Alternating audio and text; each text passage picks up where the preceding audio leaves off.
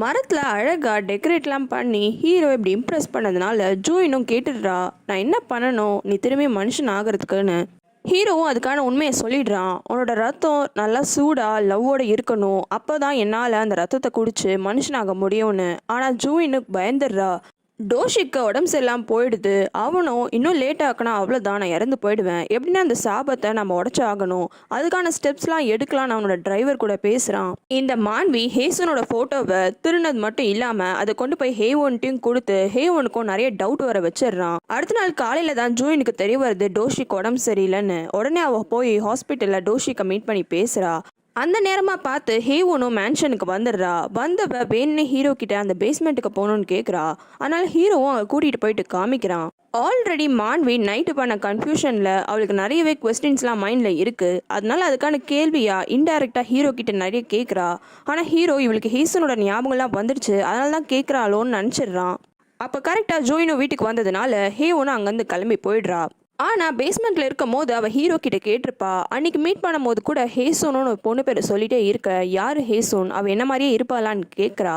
அதுக்கு ஹீரோவும் ஆமாம் உன்ன மாதிரி தான் இருப்பா, ஆனால் ரொம்ப வருஷத்துக்கு முன்னாடி அவள் இறந்து போயிட்டான்னு சொல்லியிருப்பான். இது எல்லாமே அவன் மைண்ட்குள்ளே ஓடினதுனால அவள் ஜூயினை கூப்பிட்டு, மேன்ஷனில் கெஸ்ட் யாரும் வரமாட்டேங்கிறாங்கன்னு நீ சொல்கிறல்ல, அதுக்கு பதிலாக நம்ம ஒரு பார்ட்டி வைக்கலாம் ரெட்ரோ தீமில். அந்த மாதிரி ஒரு பார்ட்டி வச்சா கெஸ்ட் ஹவுஸ்க்கு அட்ராக்ஷனும் வரும், நிறைய பேரும் வருவாங்க, அதே டைம் ஹீரோவும் நானும் தனியாக ஸ்பெண்ட் பண்ணுறதுக்கான டைமும் கிடைக்கும்னு சொல்கிறா. ஜூயினுக்கு ஃபஸ்ட்டு விஷயம்லாம் ஓகேவா இருக்குது. ஆனால் இவளும் ஹீரோவும் தனியாக ஸ்பெண்ட் பண்ணுவோன்னு சொன்னது மட்டும் அவளுக்கு உறுத்திக்கிட்டே இருக்குது. இருந்தாலும் ஹேவன் இந்த விஷயம்லாம் சொன்னான்ற விஷயத்த ஹீரோ கிட்டேயும் சொல்லிடுறா. ஹீரோவும் இந்த பார்ட்டிக்கு ஓகேன்னு சொல்லிடுறான். இப்போ பார்ட்டிக்கு ரெட்ரோ தீமு, அதுக்கான ட்ரெஸ் எல்லாம் ஹீரோ பார்க்குறான். அவனுக்கு எந்த ட்ரெஸ்ஸுமே செட் ஆகலை. சரி பக்கத்தில் தானே டெய்லர் ஷாப் இருக்குது, அங்கே போய் ஆர்டர் கொடுத்துடலான்ட்டு அங்கே போய் ஆர்டர் கொடுக்குறான். இவனோட பேர் கேட்ட அந்த டெய்லருக்கு அப்போ தான் ஞாபகத்துக்கு வருது, கொஞ்சம் வருஷத்துக்கு முன்னாடியே இந்த மேன்ஷனில் ஒரு ஆள் இருந்தார், அவர் உங்கள் அளவில் ட்ரெஸ் எல்லாம் ரெடி பண்ணி ஆல்ரெடி வச்சுட்டாரு, ஆனால் கொஞ்சம் வருஷம் கழித்து இந்த பேரில் ஒரு ஆள் வருவான், அவங்ககிட்ட கொடுத்துருங்கன்னு சொல்லிட்டு போனார், இப்போ தான் எனக்கு உங்கள் பேரையே தெரியும், இந்த ட்ரெஸ்ஸு பல வருஷமாக உங்களுக்காக வெயிட் பண்ணிகிட்ருக்குன்னு சொல்கிறான். அவன் சொல்கிற ஆள் ஜூயினோட அப்பான்ற விஷயத்த ஹீரோ புரிஞ்சுக்கிறான். அதே நேரம் ஜூயினும் அந்த பட்ஜெட் ஷாப்புக்கு போயிட்டு பார்ட்டி நடக்கிறதுனால கொஞ்சம் கறிலாம் வாங்கிட்டு மேன்ஷனுக்கு வரா. அப்படி வரும்போது ஹீரோவை பார்க்குறா. என்ன ட்ரெஸ் எல்லாம் வாங்கியிருக்க, ஷாப்பிங் போனியான்னு கேட்குறா. அதுக்கு ஹீரோவும் நான் ஷாப்பிங்லாம் போகலை, இந்த ட்ரெஸ்ஸு உன்னோட அப்பா எனக்காக செஞ்சு வச்ச ட்ரெஸ்ஸுன்னு சொல்கிறான். ஜூயினுக்கு திரும்பியும் அவளோட அப்பாவோட ஞாபகம்லாம் வந்துடுது. லீக்கும் பார்க்குக்கும் சுத்தமாக வேலையே இல்லாததுனால வேறு எதனா வேலைக்கு போகலாமான்னு ரெண்டு பேரும் நெட்டில் தேடுறாங்க. அதுக்கப்புறமா ஆக்டிங் கம்பெனிலலாம் போயிட்டு வேலை பார்க்குறாங்க. ஆனால் அவங்களுக்கு எந்த வேலையுமே செட் ஆக மாட்டேங்குது.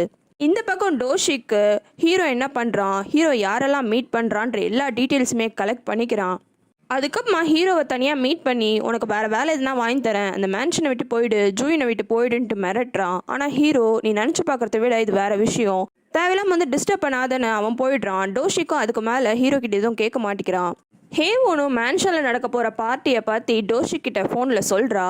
டோஷிக்கும் அந்த விஷயமா ஜூயின் கிட்ட கேட்குறான். ஆனால் ஜூயின் உங்களுக்கு உடம்பு சரியில்லைனா வர தேவையில்லைன்னு சொல்கிறா. இருந்தாலும் டோஷிக்கு இல்லை நான் கண்டிப்பாக பார்ட்டி அட்டன் பண்ணுவேன்னு சொல்லிடுறான். ஆனால் பார்ட்டிக்கு ரெடி பண்ண வேண்டிய விஷயம் எல்லாமே ஜூயினால் தனியாக பண்ண முடியல. உடனே ஹீரோவும் அவனோட வேம்பையர் ஃப்ரெண்ட்ஸ் எல்லாரையுமே இன்வைட் பண்ணுறான். லீ, பார்க், ரூபி 3 பேரும் நல்லாவே ஹெல்ப் பண்ணி முடிச்சிடுறாங்க. வீடு ஃபுல்லாகவே டெக்கரேட்டும் ஆயிடுது. இவங்களுக்கு திரும்பியும் பழைய விஷயம்லாம் ஞாபகம் வந்தோடனே அந்த விஷயத்தை பற்றிலாம் பேசி அவ்வளோ சந்தோஷமாக இருக்காங்க. இது எல்லாத்தையும் பார்த்து ஜூயினும் ரொம்ப சந்தோஷப்படுறா. பார்ட்டிக்கான நாளும் வந்துடுது. ஹீரோ நல்லா ஸ்மார்ட்டாக ரெடி ஆகிடுறான். அப்போ ரூபி வந்து ஜூயினுக்கான ட்ரெஸ்ஸை கொடுத்து அவகிட்ட கொடுத்துருன்னு சொல்லிடுறா. ஒன்று ஹீரோவும் கொண்டு போய் அந்த ட்ரெஸ்ஸை கொடுக்குறான். ஜூயினும் அந்த ட்ரெஸ்ஸை போடுறா. அந்த ட்ரெஸ்ஸில் அவள் ரொம்பவே அழகாக இருக்கா. மேன்ஷனில் பார்ட்டின்றதுனால நிறைய பேர் வராங்க. அந்த என்ட்ரன்ஸில் இருக்கிற எல்லா வேலையும் லீயும் பார்க்கும் தான் பார்த்துக்கிறாங்க. ஹீரோ அந்த காலத்தில் எப்படி மேலேருந்து பார்ப்பானோ அதே மாதிரி தான் இப்போவும் நின்று பார்க்குறான். ஆனால் அவனுக்கு ஹேவோன் மேலே கண்ணு போகிறத விட ஜூயின் மேலே தான் கண்ணு போயிட்டே இருக்கு. ஜூயின் தனியாக இருக்கிறத கவனிக்கிறான். ஆனால் அவன் ஜூயின் கிட்ட போகலான்னு பார்க்கும்போது டக்குன்னு அங்கே டோஷிக் வந்துடுறான். ஒன்று அவன் ஜூயின் அவாய்ட் பண்ணிட்டு மேன்ஷனை விட்டு வெளியில் போயிடுறான். இப்படி ஹீரோ மேன்ஷனை விட்டு வெளில போனதை கவனிச்ச ஜூயினும் பின்னாடியே வந்துடுறா. அப்போதான் அந்த மரத்து கீழே நடந்த விஷயம் எல்லாமே திரும்பியும் காமிக்கிறாங்க. ஹீரோ கேட்டிருப்பான் உன்னோட லவ் ஃபுல்லாக இருக்கிற ரத்தம் எனக்கு வேணும்னு. ஜூயினும் கேட்பா எதுக்காக என் ரத்தத்தை கேட்குற, அப்படின்னு என்னோட ரத்தத்தில் ஸ்பெஷலாக இருக்குன்னு. ஒரு வேம்பியரோட காஃபினை ஒரு மனுஷனால் ஈஸியாக திறக்க முடியாது, ஆனால் நீ திறந்துருக்க. அதே மாதிரி நம்ம முதல் வாட்டி மீட் பண்ணும் போது நீ என்னை கடிச்சிட்ட, அப்படி நீ கடிச்சதுனால நம்ம 2 பேருக்குள்ள ஒரு லிங்க் ஃபார்ம் ஆயிடுச்சு. எப்பெல்லாம் நீ ஆபத்தில் இருக்கியோ அப்போ ஏதோ எனக்கு மெசேஜ் அனுப்புகிற மாதிரி நீ கடிச்ச இடம் வலிக்க ஆரம்பிச்சிடும். உடனே நான் அந்த இடத்துக்கு வந்து உன்னை காப்பாற்றிடுவேன். மூணாவது விஷயம் முக்கியமானது, என்னால் மற்றவங்க யாரோட கண்ணிலையும் என்னோட மூஞ்சை பார்க்கவே முடியாது, ஆனால் உன்னோட கண்ணில் மட்டும் என்னால் என்னோட மூஞ்சை பார்க்க முடியுது. இதெல்லாம் கேட்ட ஜோயினும், சரி நான் ரத்தத்தை கொடுத்த நான் என்ன பண்ண போகிறேன்னு கேட்குறா. வேற என்ன பண்ண போகிறேன், மனுஷன் ஆயிடுவேன், அதுக்கப்புறமா இந்த மேன்ஷனை விட்டும் போயிடுவேன், உனக்கான கடன் எல்லாத்தையுமே அடைச்சிருவேன்னு சொல்கிறான். இதெல்லாத்தையும் யோசிச்சுட்டு ஜோயினும் அங்கே வந்து பார்த்தா அந்த மரத்துக்கடியில் தான் ஹீரோ நிற்கிறான். அங்கே வந்து ஹீரோ கிட்ட, ஆனால் நீ பெரிய ஆள் தான் தெரியுமா, இவ்வளோ பெரிய மேன்ஷனை கட்டி இத்தனை வருஷமாக அதை பாதுகாத்துட்டு வர, என்னைக்கு நான் இந்த மேன்ஷனுக்கு வந்தனோ அன்னிலேருந்து நான் ரொம்ப சந்தோஷமாக தான் இருக்கேன். இந்த மேன்ஷன் எனக்கு அவ்வளோ பிடிச்சிருக்கு. இந்த மேன்ஷன் எனக்கு பிடிக்கிறதுக்கான காரணம் நீ இந்த மேன்ஷனில் இருக்கிறதுனால தான். நான் உனக்கு ரத்தத்தை தரேன், ஆனால் அதுக்கு பதிலாக வேற எதனா ஆஃபர் பண்ணு, இந்த வீட்டை விட்டு போகிறேன்னு மட்டும் சொல்லாத. ஜூயினே இப்படி பாசமாக பேசின உடனே ஹீரோவுக்கு ஒன்றுமே புரியல. அவனும் ரொம்ப சந்தோஷப்படுறான். அதுக்கப்புறமா ரெண்டு பேரும் சேர்ந்து திரும்பி மேன்ஷனுக்குள்ளே வராங்க. அப்படி ரெண்டு பேரும் வரும்போது மேன்ஷனுக்குள்ளே இருக்க எல்லாருமே சேர்ந்து ஜூயினை டான்ஸ் ஆட சொல்லி கத்துறாங்க. ஜூயினுக்கு ஒன்றுமே புரியல, ஷாக் ஆயிடுறா. அந்த சுச்சுவேஷனை புரிஞ்சுக்கிட்ட ஹீரோவும் ஒன்றா தான் டான்ஸ் ஆட கூப்பிட்றாங்க, வா ஆட போகலான்னு கூப்பிட்றான். அப்போ தான் ஜூயினும் ஹேவனை கவனிக்கிறா. கவனிச்ச அவளும், இல்லை நீ போயிட்டு ஹேவனுக்கு டான்ஸ் ஆடுன்னு சொல்கிறா. ஆனால் ஹீரோ அதை கவனிக்காம ஜூயினை கூட்டிகிட்டு போயிட்டு ரெண்டு பேரும் சேர்ந்து டான்ஸ் ஆட ஆரம்பிக்கிறாங்க. ஜூயினுக்கு ஃபஸ்ட்டு தயக்கமாக தான் இருக்குது, இருந்தாலும் ஹீரோ வா நம்ம ஆடலான்னு கூப்பிடுறான். அதனால் ஜூயினும் டான்ஸ் ஆடுறதுக்கு ரெடி ஆகுறா. ஹீரோவே டான்ஸ் ஆடுறத பார்த்து அவனோட வேம்பயர் ஃப்ரெண்ட்ஸ் எல்லாருமே ஷாக் ஆகிடுறாங்க. இது வரைக்கும் அவன் ஆடி நம்ம பார்த்ததே இல்லையே, பொண்ணுங்க பக்கத்தில் வந்தாலே தூரமாக போயிடுவான், ஆனால் இப்போ என்னன்னா ஒரு பொண்ணு கூட டான்ஸே ஆடுறான்.